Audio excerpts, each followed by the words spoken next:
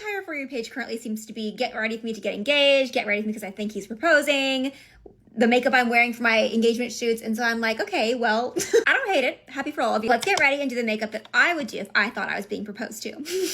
A girl can dream. Unfortunately, my favorite primer is the e.l.f. Jelly Pop Primer, and I will be looking for a replacement for this in light of recent ads that have come out. But I do love the way my makeup grips onto this. My current favorite foundation is the Pat McGrath Labs one. I don't know what I would do without this. This is such a good foundation. It is buildable and has a very lightweight feel on the skin. It does not look cakey.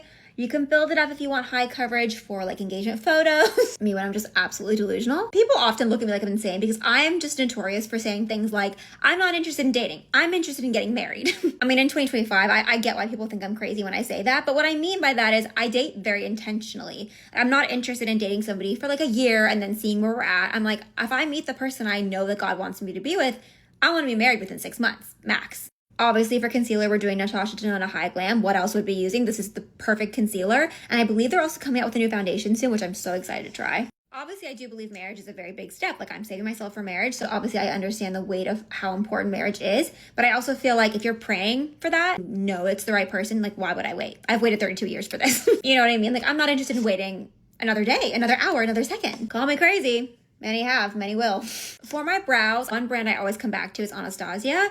I love the brow powder duo. I use this in medium brown. And then I also like to set my brows with their Dip Brow Gel, also in the medium brown.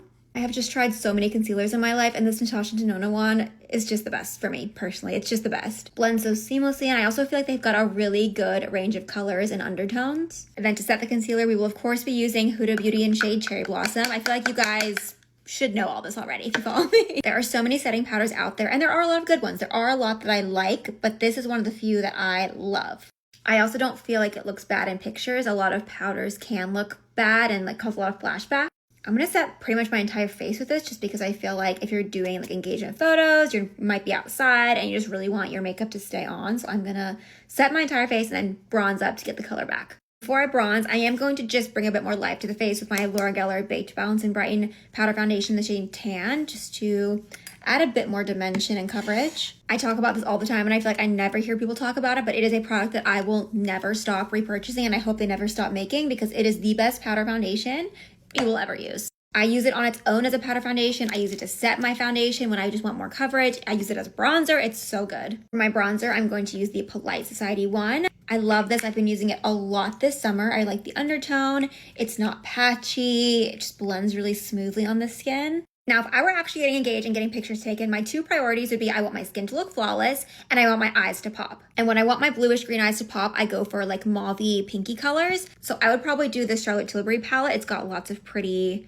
rosy gold pink shades. Just gonna go in with a medium toned mauvey color in the crease to start off. I don't think I want to build it up too much and be too dark because I wouldn't want it to be too intense. This is the middle shade in the palette. And then I would do a shimmer on the lid just because I think that makes the eyes pop in pictures. So I think I would do one of these. I'm going to start with this one. Always apply shimmers with my finger. I just feel like you get the best effect. You don't get as much fallout. I'll sometimes apply my eyeshadow like this if I want to avoid getting fallout on my face. I'm going to do a lighter color just in the center to bring light to the eyes. Don't take it all the way into the middle though, just the outer half. I would definitely line my upper lash line with a black pencil liner. This is from Urban Decay. You can see between this eye and this eye, it brings so much more attention to this eye without looking like too much. Curl my lashes with the Shiseido eyelash curler. This is just the best one I've ever used. Personally, would not do fake eyelashes just because I never do them, but I do love this mascara. It's one of my absolute favorites. It's the Thrive Cosmetics mascara. So I think this is probably what I would use because it gives you a very false lash effect, I would say. It's just crazy to me that that is one coat. All right, I think between that eyeshadow, the mascara, and the eyeliner, the eyes will be the focal point of this look.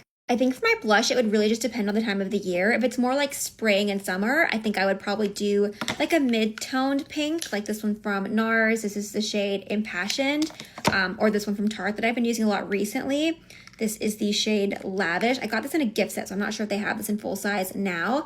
But if it was more fall time, I might do the Clinique Black Honey blush or the NARS one in the shade Dolce Vita. I do love this one as well. I think I'm going to start off with NARS in the shade Impassioned.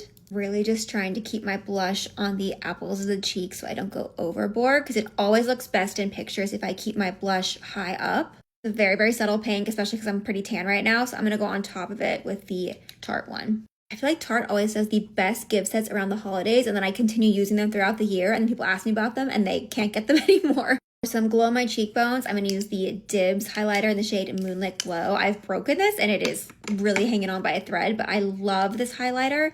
It's more of a pinky tone, like a cool tone shade, and it just brings so much life to the face without looking chunky and glittery. On the other cheek and also on the nose. In the inner corner of the eyes, to bring a bit more life to them, I'm going to use this really light white color from that same Charlotte Tilbury palette and just put that right here and then bring it up like this. Doing this catches the light really well in pictures. For my lips, I think I'm going to line with one of these new Huda Beauty lip contour stains. These last so well, like almost too well, to the point where I'm like, I actually can't get it off. But this is the shade Rosewood. I think it'll go really well with this look.